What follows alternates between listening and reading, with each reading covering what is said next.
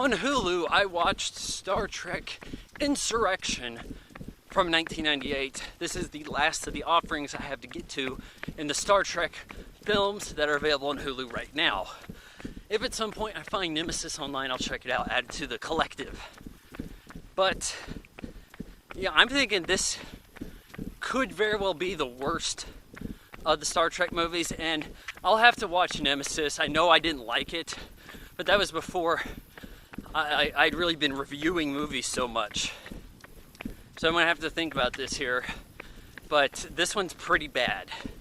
After the big budget, good special effects look of First Contact, we have what kind of looks like a movie made as like a side project before First Contact and just kind of also released.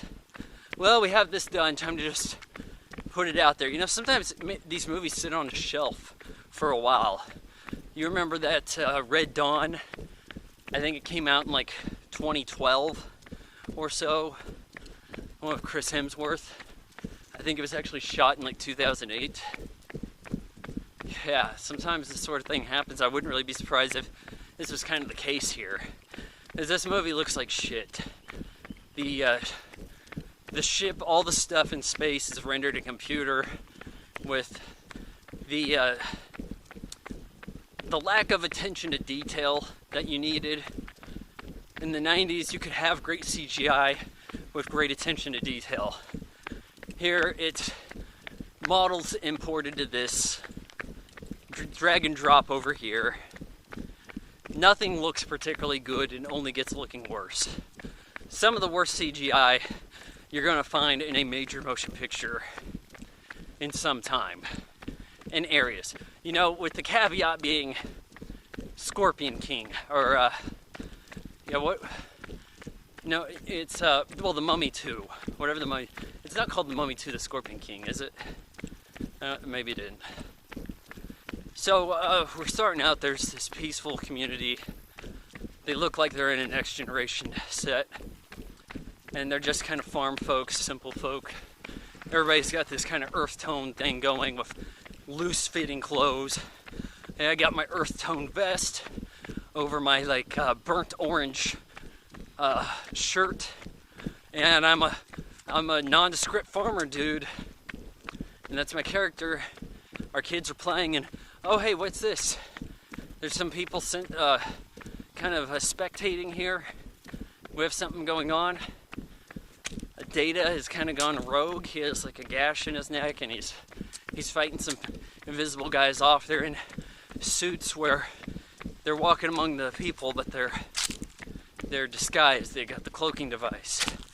Anyways, this admiral's part of the guy spectating this, and he's like, hey, Picard, you're in the middle of this ceremony that doesn't matter, but we need some schematics in the android. He's causing trouble. He's holding people hostage. He's gone rogue. Picard's like, well, I need to know about this, you know.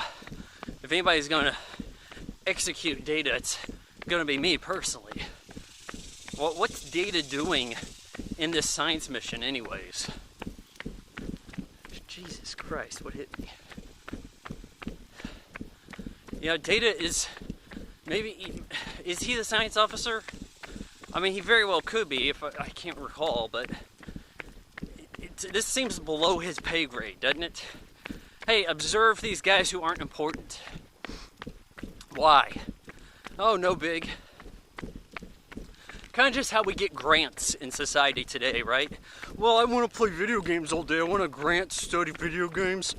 And it turns out I gotta make up some kind of hypothesis here. And studies show that if you play Super Mario Bros., it's the equivalent of doing high-level math. And that's what I just had to put that there because my grant. Gotta make my grant happy. Do they have a motive for watching these guys? Well, things get really weird here too, in just the general direction. Yeah, Jonathan Frakes returns. Jerry Goldsmith is here. And you know what? There are times where Klingons are present. Like, okay, when Worf showed up in the last movie, forgot to mention this in that review. You hear it was like this Klingon theme that you heard near the beginning when you first saw the Klingon ships in the motion picture. I guess that's something Jerry Goldsmith was working into all of his Star Treks that he scored. There are times where you hear that's jingle also, but though very faintly. Worf, for no good reason, it's like, hey, I know you're hanging out with Deep Space Nine. Why don't you accompany us on this mission? You happen to be here for this little get-together. I'm sure you have no intention of staying around, but we're going to go see Data. Just come with. And then it's like, good to have you here, Worf. He's on the bridge. The ship goes, it's on a journey. They're 2 days away, they said. You see an exterior shot, and then you have Riker and Troy sitting down kind of chatting about where they're going and how the Baku on this place, there was actually distinct races mixed together or something. This is worker class, something like this. And then next thing you know, Worf is sleeping and Picard's like, hey, I don't know how you doing Deep Space Nine, but you report here on time. Oh, yes, sir. It's not technically a jump cut, but there was nothing to tell us there was a passage of time here. The ship just looked like it was continuing, okay, take us down. And so they're going to this area they call the Briar Patch, some gaseous region where they have to be careful. Maybe weapons don't work right. Anyways, they get over to this planet. Things just get even more confusing because it just seems like so much must have been edited out or just not thought through that this movie's a goddamn mess. And that Worf bit was really only the first warning. We have people go down to the planet.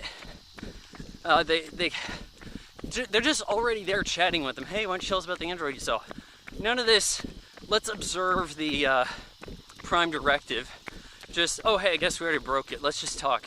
Oh, well, you know what? We already had warp capabilities, and we just choose to live without technology. Oh, okay, so thanks for telling us. I guess we'll get going. And, you know, they're happy to leave, but then they say, hey, you know what? There's like this particle problem, sort of something's happening. Data goes and has a look under a lake. Says, hey, I think I found the issue. He turns a wheel.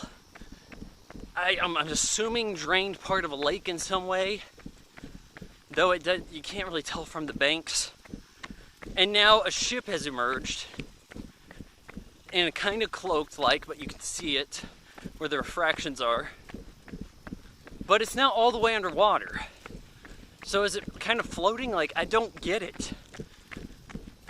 Picard, middle-aged woman who doesn't look bad, and Data get on a little raft, like goddamn Legend of Zelda.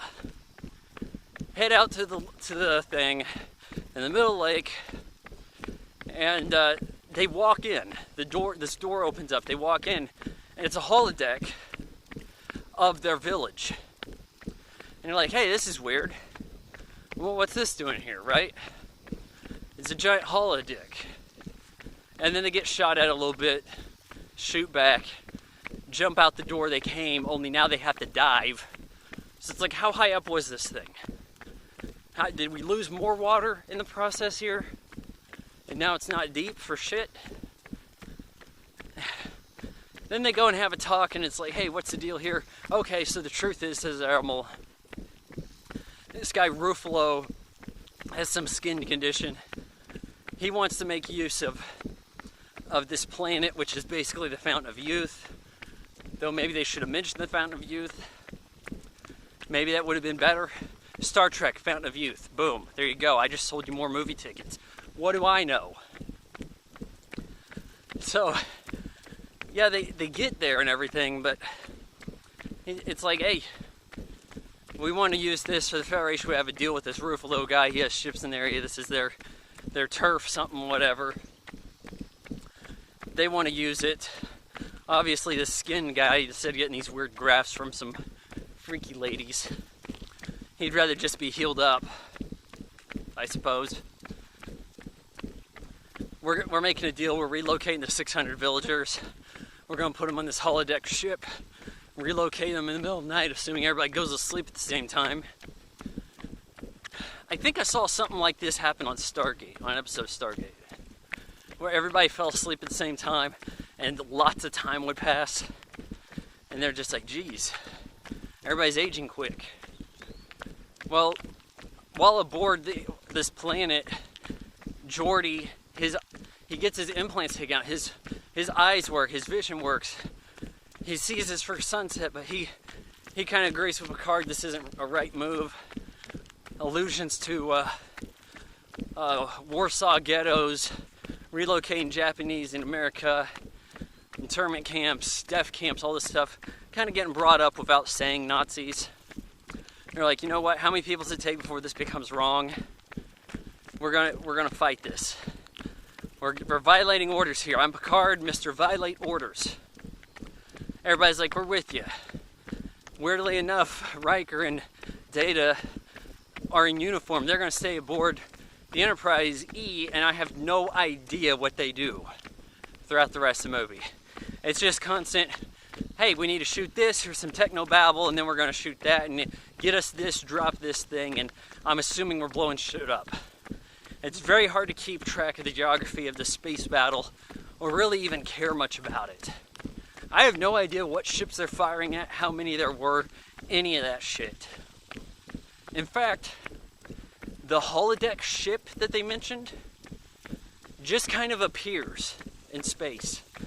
I rewound this 3 times, trying to find where I overlooked that thing leaving the lake. It's just there.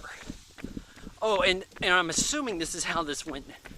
Now it has a gold sail where it's collecting particles.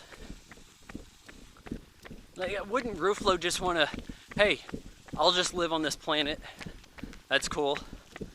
Oh, but maybe he had more dire intentions than simply relocating these people. I don't think the Federation would have just let him blow them up on the holodeck. Oh, well, it turns out that he was part of their race. He left to go try to pursue technology. And now he's deformed.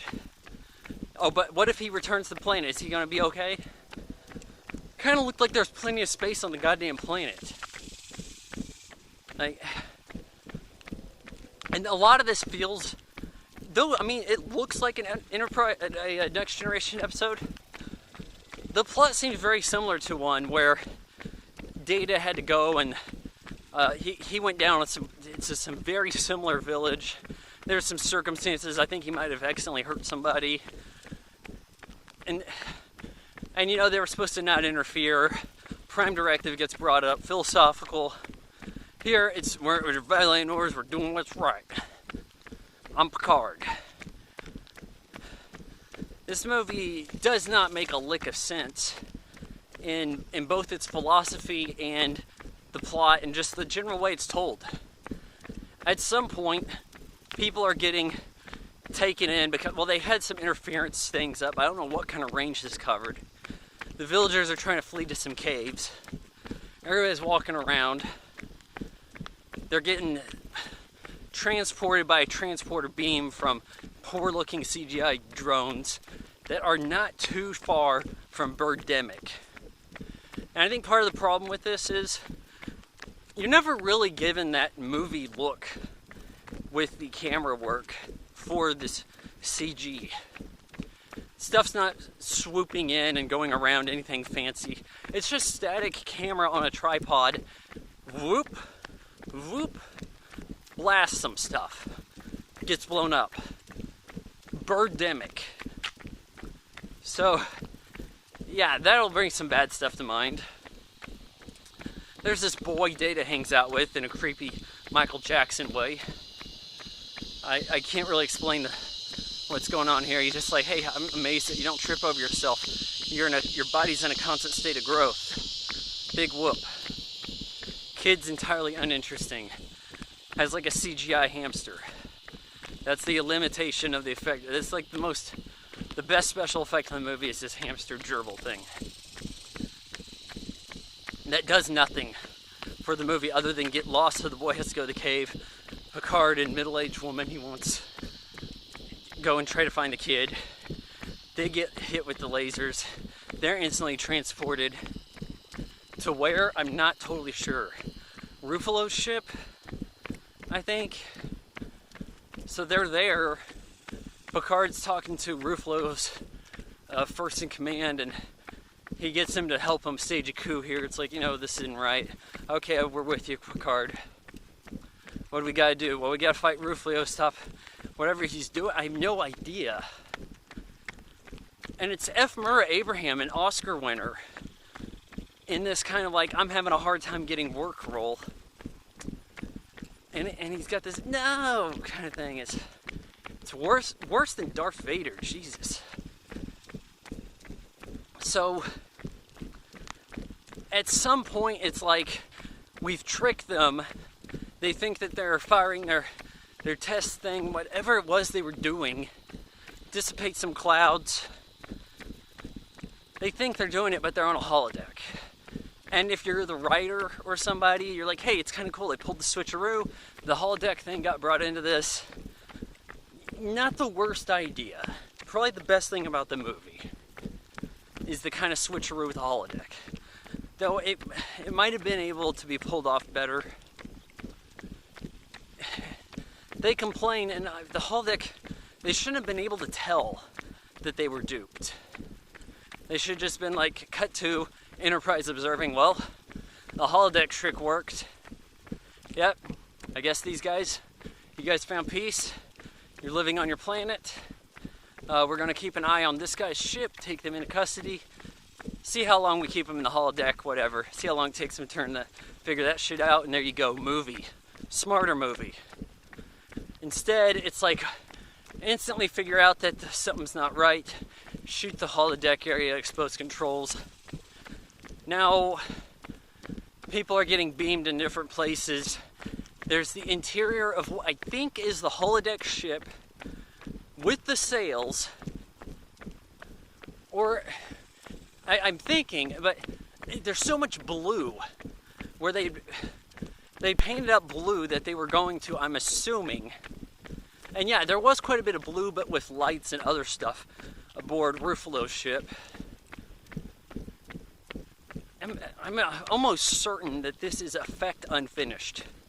That this is going to be used in a composite shot, and they ran out of money and said, you know what? It's a spaceship. People watching this haven't been in a spaceship in the future. It can simply be blue. That was the design. So we have Picard doing his Die Hard thing. He's showing off the guns. He showed off a bit at the end of First Contact. Climbing some ladders.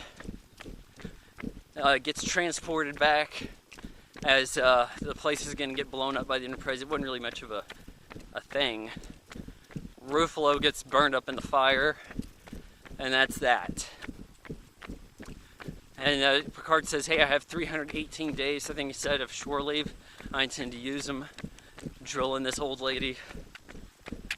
And I think that's what happened. That's kind of your movie. This movie doesn't actually make much sense. From what I've seen recently, I would say this is one of the worst Star Trek movies. I'm going to give it 1.5 out of 4 stars.